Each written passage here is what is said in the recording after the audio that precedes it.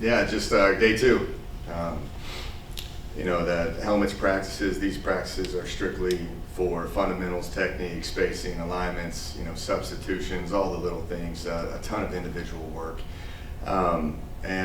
We've kind of increased the installs as much as we possibly can, because of the experienced group that we got. So really far ahead so far in terms of the installs. Expect on Saturday when we get the pads on, when the bullets start flying a little bit more and the real competitions start. I think at that point you're going to start seeing a lot more mental errors, mental mistakes. But the thing is, I think that we've had two competitive practices when we do go into team settings. I think that at the beginning in team on Tuesday, I thought the offense did really well, and I thought today the defense responded and did a really good job. So I love that as a head coach, seeing the response. I do think this is a very close team, and just the leadership, the people talking after practice, addressing issues. I'm pretty pleased to see that right now. But still a lot of work to be done, and it's still really early to tell. We're playing a ton of different bodies. It's the opportunity to evaluate every single person in our program, so everybody's repping. And I told everybody that the depth charts don't really get solidified until fall camp. So just worry about where you're at, focus on the play, make sure that you're challenging yourself in certain situations, because sometimes there's going to be breakdowns and mental errors. Just you got to make sure that we're pressing forward and doing the right thing. So that's been the approach. Looking forward to Saturday. Getting the pads on and seeing where we're at. So, questions. Yeah. Sorry, Coach. Can you tell us a little bit about what you're trying to get out of these? Kind of get through how you guys are trying to progress through spring, get through the early, middle, and end part. Yeah. No. The main focus, and there's a lot of focus, but the main one I want to be is I want to be a smarter football team. Right? I felt like last year we found ways to lose games. I never questioned the fight, like I've said in here a million times, and these kids are going to play hard and they're going to give everything they got, but we've got to have more attention to detail, more understanding of what's trying to be accomplished, more down and distance driven things, more, red zone, score zone, goal line, 2 minute, 4 minute, all those situations that win you games. And I think when you're situational masters, I think those are the teams that typically win championships. And that's the focus that we've been on. We've been trying to put them in a lot of scenarios right now early on terms of just working through progression, checking it down when you need to, getting it down to your backs, when to force throws down the field, when you need to check certain plays. That's what the focus is, especially on the offensive side. Defense, this is always a time where you have to tinker with different things. A lot of off-season studies, different coverages, different stunts and blitzes and personnel groupings, the packages. So I'm already seeing a lot of different things that we haven't seen yet from our defense, just on what they're trying to accomplish and mess around with. But what I want to accomplish is playing team football. All right?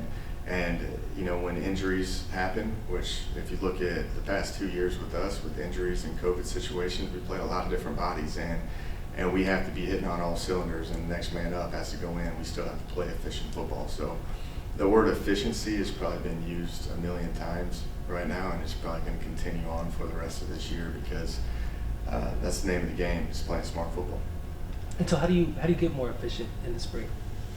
Yeah, it's all about high percentage throws, understanding where you're at, not forcing things, knowing when to get down to your checkdowns. I thought that was an issue with our quarterbacks in the past, of forcing balls downfield, that it's just chalk it up, live to the next play. It's all about getting the ball in play.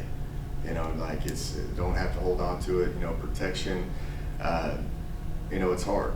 Like I'm saying, you can sit there, if you pass pro for 4 seconds, then you should be sacked. The game has changed. The defenses are more exotic and more, physical, and they can pass rush. So when we get in those passing situations, we got to be able to be efficient in what we do. And I'm putting them in a lot of these scenarios where we're doing blitz setups where they have to work through it all. And I grade them all in terms of where the ball's going, and then based on the circumstance of the protection, where it needs to go. And we have to build these internal clocks from a quarterback standpoint to understand that you're under duress. You need to get the ball out of your hand and get it to your checkdowns. You talked a little bit about the 13 newcomers. Can you tell us a little bit about that group, what you were trying to bring in, and what your expectations are for the new guys? We just wanted, there were certain areas like, the DBs from last year, we had to fix, like we had to move in a lot of different guys, so we had 4 transfers come in last year. We've had a couple more this year, but we've got a lot of experience depth there. So we wanted to add into it. We're still looking for a couple guys in the back end, a couple guys up front in D-line, but we want guys that that will fit the culture of what we're doing. And right now, these 13 kids that I brought in, they're awesome. They're bought into what we're doing. They work hard. They're great people. They're not a cancer to our culture or the locker room. And I appreciate how they've already handled it. And that's a testament also to the current kids here. Of where they're wanting to go with it, and the goals and the dreams that they have for this team. And I think if you go through them all, you are always looking for guys that can add depth. We added 2 linemen that have added great depth. We still can bring in probably about 3 to 4 more offensive linemen, based off of, we don't have to, but like the way the rules are, we can really sign as many as we want. But we're looking for guys with years and developmental things moving forward for the next group. But, right now we just needed some guys to fill some immediate needs. And you got, a couple more quarterbacks in here with Vid leaving. Josh Berry has been showing, a lot of explosiveness out there. You forget about Dennis Robinson. He's back now. He got to play in the last couple games this season, but that addition is good with the depth. And then you got C.J. Williams and like A.J. Edwards is really good. PK, our DB. They're just in there like they came in. They're mature and they know what they're doing and they're working. And really, really impressed so far with these 13 guys that are in. Coach, which recruit are you most excited to work with in the coming season? Which who? Which recruit? Recruit? Mm-hmm. Ooh, that's a tough one, man. I can't like that. You're putting me on the spot right now. You look at them all, and I think they all bring a unique. They're very, individualistic people. That they all have their unique characteristics that they bring into this collective unit of guys, and I enjoy watching them. Like Richard West has been amazing so far. Mature at right tackle, and then Evan Lavelle, has been playing in the guards. And he's a big 330-pound guy. Has played over 20 starts, and Richard West has played over 20 starts. So I just enjoy seeing those. I think A.J. Edwards and PK bring a lot of energy, a lot of juice into the back end. They talk a lot of trash to me at times too, which they're already that comfortable, which I love it. But Josh Berry has been great too. You start going through C.J. Williams. You got Dominique Ratcliffe is doing a great job. I'm trying to think of like all the guys right now off the top of my head, but that's a very tough question because I think everybody brings something unique, different to this team, and I'm just excited that these guys that came in and fit in so far. Right. Can you define success for this upcoming season for your team? We just worry about what we can control, and it's taking it one day at a time. It's a tough game, and you've got to work daily. Like you can't be looking into the future, and you can't be looking into the past. You have to just be focused one day at a time. And I know that's a little bit of a coach speak, but it's so true. We've got, who knows how good we could be in the future, but we have to put the work in currently right now in this current moment for us to have success in the future.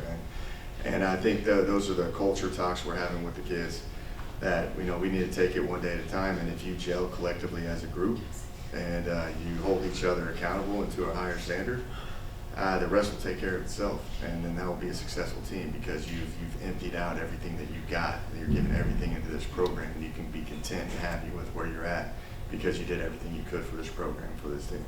Right. Coach, who are some of the players that have impressed you in spring ball so far? A little bit early to tell. They'll probably be. You need to ask me that question again here soon once we get these pads on, but. Richard West is one of them right now that I've just been absolutely impressed with because he hasn't complained about much. Meaning, we had an injury, a hamstring pull with one guy, and he ended up running probably about 30 to 40 plays a team, and he didn't even complain. He went in there. He's got a toughness. He brings it every single time he's out there, and I just appreciate it because like a lot of people would fall out in those situations because that's a lot of rep, but he rose to the occasion on that. really enjoying him, and AJ Edwards has been, like, I've seen him spark a few times in that back end for these new guys. So, but I see that, I feel like all these new guys, I'm seeing them do great things at some point, you know, but those two have been the ones that kind of jumped out of these two practices. We're talking to Jordan today. Can you tell us a little bit about what your expectations are going to be for him this upcoming season? Jordan, man, he's what makes that defense go. You know, we've had a lot of talks. You know, he's now in the number 8. I think he thinks he's a DB now. You know, he's in that single digit. But yeah, Jordan, you know, he's the guy that shows up every single day. You know, like I've seen him have injuries, foot injuries, knee injuries. He shows up, completely plays through pain, and he gives everything that he's got for this program, for this team. You know, was the Houston Touchdown Club Player of the Year in high school, and he has that. And he came from a winning program in North Shore. And I told him from day one that you're going to come in and you're going to change this place, and he has. And he's getting there. And in terms of the leadership and accountability to what he has to do on that side of the ball and for the team in general. So I look at him as our team captain. And, you know, that's why he's the first one speaking to you guys, you know, and I think the future is really bright for him, you know, because he can play it all. You know, he's playing, you know, last year we moved around to different, you know, positions, and he had a lot of success. And we're going to keep moving him around because we trust him. He's going to put the work in. He's the guy that everybody looks up to on this team. And, you know, like, I'm just fired up to watch him go through this next season.